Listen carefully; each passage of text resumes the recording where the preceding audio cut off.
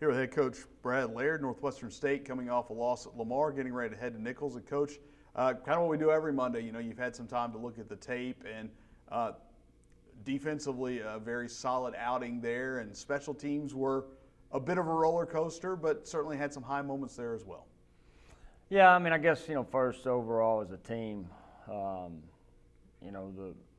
big message of the week was finish, and that. When you look at how the week went, and that's finishing in everything that you do, both on and off the field. And, for the last 2 weeks, we've had good preparation. We've had, good practices, but just didn't finish, didn't make the plays, not consistent enough through 60 minutes to be able to make the plays when the opportunities present themselves. And, we got to find guys that can get it done.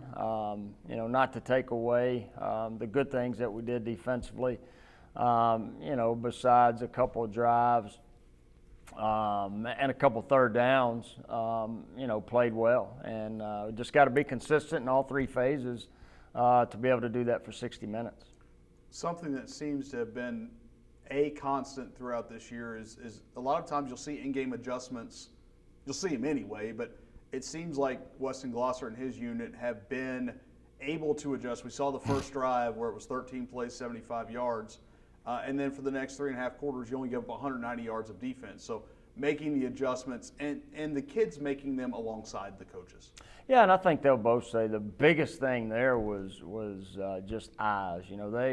They do some things offensively, maybe did a little bit more than what they've shown in the past to try to get you off task with your eyes. And, especially that first drive, eyes were not where they should be. And kind of, we kind of fought that the entire game, but played hard and was able to make the plays, whether it was on third downs to get off the field, I think that's, a credit to the players, for just, staying true and, fighting back after that first possession.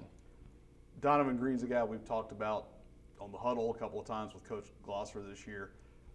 That's a kid that started as a walk-on 3 years ago, and he has he's worked himself into not just an important part, but an integral part of this defense. He had another big day Saturday. He had the blocked extra point and then a big sack that puts you in position to at least go down and tie the game ahead of that drive. But he's a guy that has worked while he waited and kind of forced himself into a position. He did. Those are the stories that you love to look at and you love to see because some would say he was undersized for his position, but he just came here and kept working and put himself in position to be able to make the plays, and he's done. Now there'll be depends on who you ask in that Sunday meeting as far as who got that block kick, but Dono was definitely right there, and he has shown to do that over the last several weeks. Just a guy that plays hard, is consistent. Now you talk about consistency in practice and consistency in a game. He's a model of consistency. Another one who's been very consistent, certainly the last couple of weeks and across the last couple of years of his career is Jared Pedraza. They're playing the middle linebacker spot.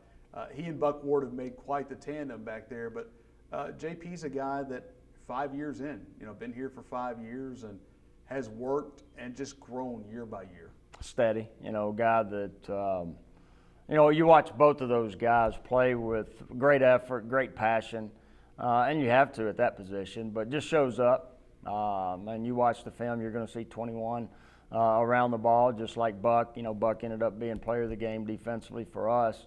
But, both guys have just stayed steady with who they are. And you've seen them grow, as far as, how they've been able to prepare during the week and watching what they do during the week show up on Saturdays. And no different, than Corey King. Corey King blocked a punt on Tuesday.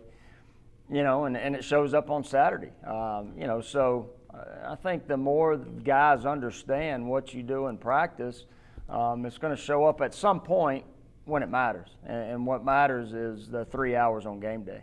And going back to JP, he's kind of had a couple different roles. The last game when in 2021 he had 4 sacks. Nearly set the school record, as the team nearly set the school record at McNeese. Last couple of years, though, he's in a different system and doing different things. And now, again, you mentioned steady, but seems to have settled into that role as well. Yeah, I think more comfortable. Because you got to understand, JP coming from high school, played both sides of the ball, but had a lot of success at running back. And kind of played more of a hybrid on defense, wasn't necessarily a true linebacker, but, and so now, you're 5 years into, that certain position that you hadn't played your entire life, and you've kind of seen him grow in that and become better each year. Well, I know you want to see some growth, inconsistency in finishing it in Nicholls. Are those the 2 bullet points as you head down to Thibodeau? Well, consistency is because, we got to find ways to finish. Our guys played hard, played with passion, played smart, only had 3 penalties in the game. But we've also got to sustain momentum. Twice in that game, we got it back to where we tied it, had the momentum, and they got it right back. The first half, we scored to tie it up. They returned the next kickoff for a touchdown to take the lead. The second half, the second of 2, long field goals by Brett, one of 45, this one of 48 yards to tie it up, 13-13. The next drive, they go 4 plays, 75 yards, and get the momentum back. So, we've got to, build off the positives, the momentums, the scores, and not giving it right back. And we've done that a couple of times this year. So, you look for consistency, but also sustaining momentum. Well, this year has been about facing familiar faces. We talked about the non-conference so much when it was Louisiana Tech, UL Lafayette, and CUNF Austin. I know you're going to look across the sidelines and see a guy that you're very friendly with, at least for everything but the 3 hours on Saturday, and Tim Rebo. And it's always got to be interesting facing a guy that, when you have that off-the-field relationship like you guys do, that are very buddy-buddy. Yeah, it's fun. It's cool.